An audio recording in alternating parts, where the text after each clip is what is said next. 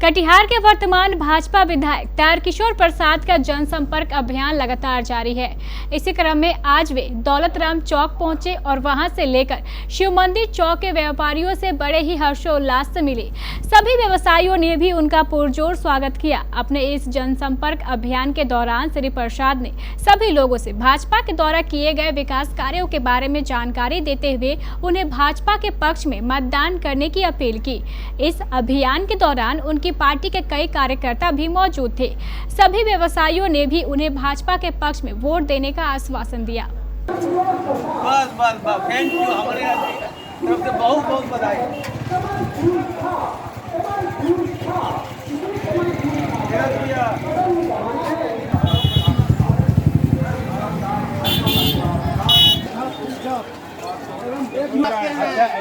ये बात का सबसे बड़ा दुख है, हम तो लोग बीजेपी का कैंडिडेट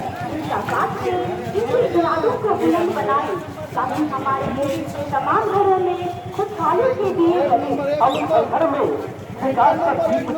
होम पाइप के द्वारा जल निकासी की योजना प्रारंभ हुई थी और उस योजना को उस समय के तत्कालीन जो प्रतिनिधि थे उसको बंद करा दिए थे। अगर उसमें कुछ गलती हो रही थी तो उसका निदान होना था, न कि प्रोजेक्ट को ही बंद कर देना था। अगर आज वो अंडरग्राउंड ह्यूम पाइप का ड्रेनेज का प्रोजेक्ट लागू होता तो आज कटिहार को यह स्थिति देखने को नहीं मिलता। तो कई चीज़ें हैं जिस पर हम लोग काम कर रहे हैं, दिख भी रहा है। आज दौलतराम चौक से शिव मंदिर चौक तक की सड़क का ऊंचीकरण हमने किया, उसका जिससे आज जल जमाव में काफ़ी कमी आई। दौलतराम चौक से FCI चौक तक के सड़क का चौड़ीकरण और पक्कीकरण मैंने किया।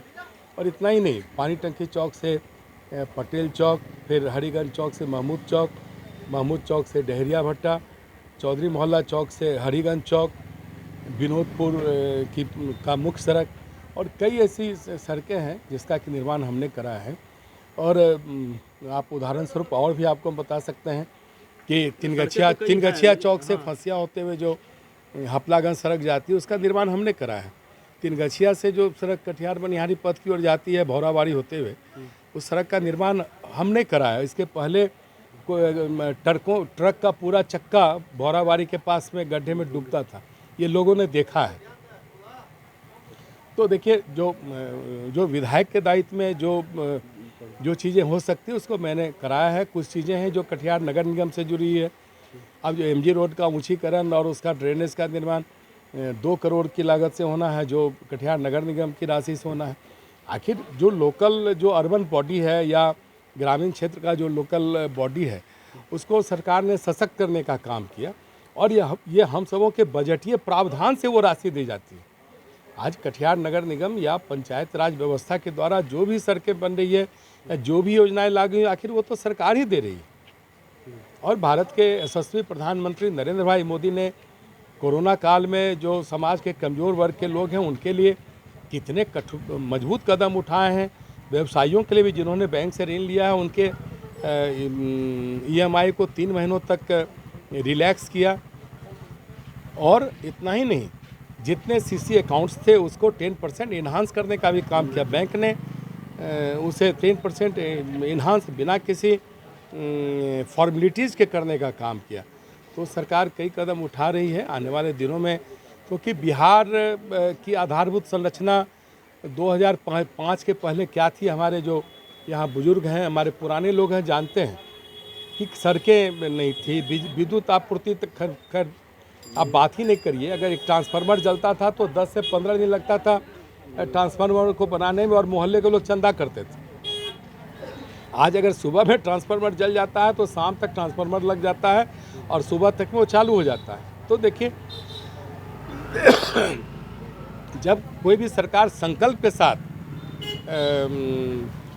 गवर्नेंस करती है अपने सूबे का और उनके सामने अगर लक्ष्य होता है तो उसके संसाधन भी जुट जाते हैं। हमारे विपक्षी कहा करते हैं कि उस समय कोई बजटीय प्रावधान नहीं था। क्यों नहीं था? क्यों नहीं बजटीय प्रावधान था? क्योंकि आप में संकल्प शक्ति नहीं था।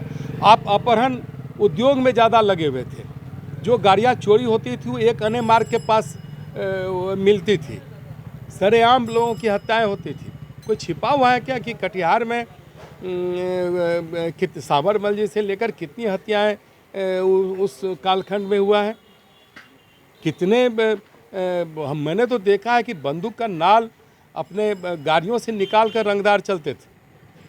थाना में मैंने देखा है कि पुलिस की बोलती बंद करता था जो अराजक तत्व थे। तो आज मजाल नहीं है कि थाने में अराजक तत्व जाकर कुर्सी पर बैठ के थाना प्रभारी को दिशा निर्देश दे।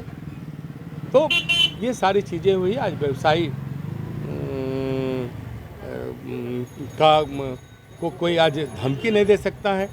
आज उगाही की बात तो बहुत दूर की, वो कल्पना की बात हो गई है कि किसी से कोई रंगदारी मांग लेगा। सूचना होने पर हम लोग भी कार्रवाई करते हैं, सरकार भी कार्रवाई करती है।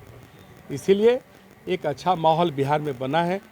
कोरोना काल के कारण कुछ कठिनाइयाँ बढ़ी है विगत 6 महीने से, व्यवसाय भी मंदा हुआ है। लेकिन आने वाले दिनों में चुनाव के बाद कुछ कोरोना से हम जब मुक्त होंगे तो फिर कई अच्छे काम को हम लोग अंजाम देंगे।